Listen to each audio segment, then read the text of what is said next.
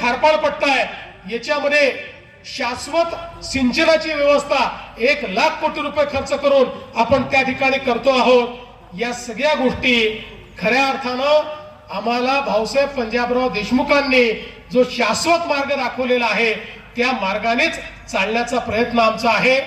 आणि मागच्या काळामध्ये आपल्याला माहिती आहे, आपल्या विद्यार्थ्यांकरता देखील आपण भाऊसाहेब पंजाबराव देशमुख निर्वाह भत्ता योजना सुरू केली।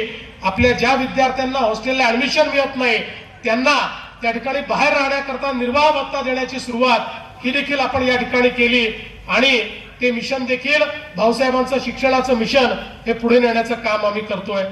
मी भैयासाहेबांना एवढंच या ठिकाणी सांगू इच्छितो की आपण काही मागण्या केलेल्या आहेत, आचारसंहिता असली तरी मी आपल्याला सांगतो आपण काळजी करू नका। आज जरी मला घोषणा करता येत नसली तरी या सगळ्या मागण्या मी पूर्णच करणार आहे, तुम्ही काळजी करू नका।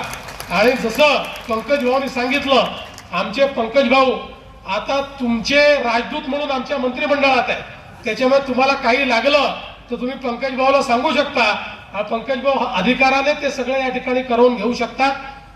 पंकज भाऊनी देखील जी मागणी केली ती अत्यंत महत्वाची आहे, पण तीही इलेक्शनमुळे मला त्याची अनाउन्समेंट करता येत नाही।